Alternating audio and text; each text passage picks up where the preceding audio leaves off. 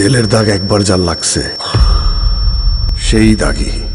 বড় পর্দায় প্রথম সিনেমা সুরঙ্গের বিশাল সাফল্যের প্রায় 2 বছর পর আবারও বড় পর্দায় প্রত্যাবর্তন হতে যাচ্ছে আফরান নিশোর। অন্যদিকে ছোট পর্দার অন্যতম সেরা ও সফল নির্মাতা শিহাব শাহীন 2015 সালে তার প্রথম সিনেমা ছুঁয়ে দিলে মনের 10 বছর পর আবারও ফিরছেন বড় পর্দায়। আর এই অ্যাক্টর ডিরেক্টর কম্বোকে প্রডিউস করেছে সুরঙ্গ আর তুফানের মতো ব্লকবাস্টার সিনেমার প্রডিউসার টিম চরকি, আলফা আই আর এসভিএফ।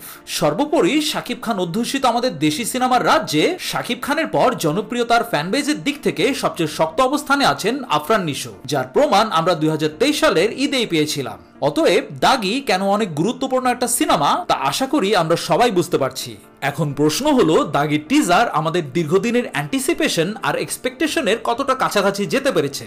এর উত্তরটা দিতে হবে একটা প্রশ্ন দিয়েই, আর তা হলো দাগি সিনেমাটা থেকে আপনি মূলত কি আশা করেছিলেন? আপনার প্রত্যাশা যদি এমন হয়ে থাকে যে দাগিকে হতে হবে বরবাদ বা তুফানের মতো out and out commercial action cinema যেখানে নাচ গান থাকবে, ফাইটিং থাকবে, প্রচুর ভায়োলেন্স থাকবে, তাহলে দাগির টিজার সম্ভবত আপনাকে হতাশ করবে। আর আপনার প্রত্যাশা যদি এমন হয়ে থাকে যে দাগি হবে সুরঙ্গের মতো একটা গল্প ও চরিত্র নির্ভর জীবন ঘনিষ্ঠ সিনেমা, তাহলে দাগির টিজারটা আপনাকে শুধু সন্তুষ্টই করবে না, চমকৃতও করবে।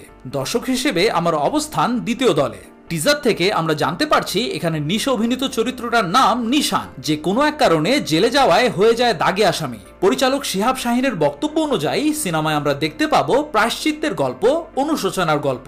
এখন ওই প্রায়শ্চিত্ত আর অনুশোচনা কি নিশান চরিত্রের হতে চলেছে না অন্য কারো? আর যদি এই অনুশোচনার গল্প নিশানেরই হয়ে থাকে তাহলে এর পেছনের গল্পটা কি জানা যাবে সিনেমাটা মুক্তি পেলে। টিজারে নিশোকে যেভাবে প্রেজেন্ট করা হয়েছে সেটা বেশ ইন্টারেস্টিং।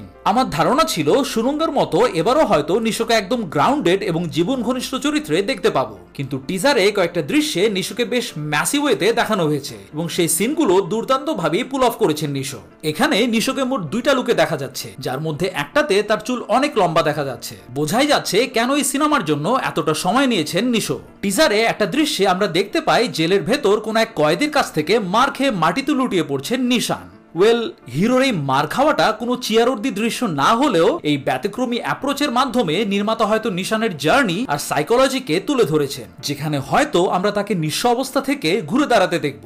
টিজারে যতটুকু দেখলাম তাতে করে সিনেমার প্রোডাকশন কোয়ালিটি ও অন্যান্য টেকনিক্যাল অ্যাসপেক্ট বেশ সমৃদ্ধই মনে হচ্ছে। দাগিতে তমা মির্জা সম্ভবত নিশোর লাভ ইন্টারেস্ট হতে চলেছেন। টিজারে তাকে যেরকম লুক আর এক্সপ্রেশনে দেখতে পাচ্ছি সেটা তার ক্যালিবার অনুযায়ী মানানসই হলেও এতে কোনো নতুনত্ব পেলাম না। তাকে এই রূপে কয়েকবারই দেখা হয়েছে।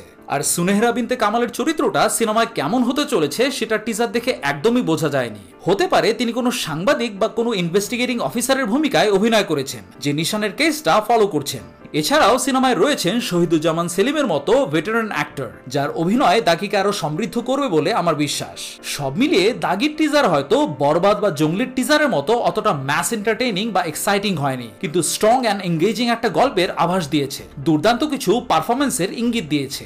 সর্বোপরি ঈদে মুক্তি পেতে যাওয়া সিনেমাগুলোর হাইপ যেমনই হোক না কেন, এগুলোর নির্মাতাদের মধ্যে সবচেয়ে দক্ষ ও পরীক্ষিত পরিচালক হচ্ছেন শিহাব শাহীন। তার কাজের উপর ভরসা করাই যায়। আপনাদের কেমন লাগলো দাগির টিজার জানান কমেন্ট সেকশনে। ভিডিওটি ভালো লাগলে লাইক ও শেয়ার করুন এবং এই চ্যানেলে এরকম কন্টেন্ট আরো দেখতে চাইলে এই চ্যানেলে সাবস্ক্রাইব করে আমাদের সঙ্গেই থাকুন। আপনারা সবাই ভালো থাকুন, সুস্থ থাকুন, নিরাপদে থাকুন। আল্লাহ হাফেজ।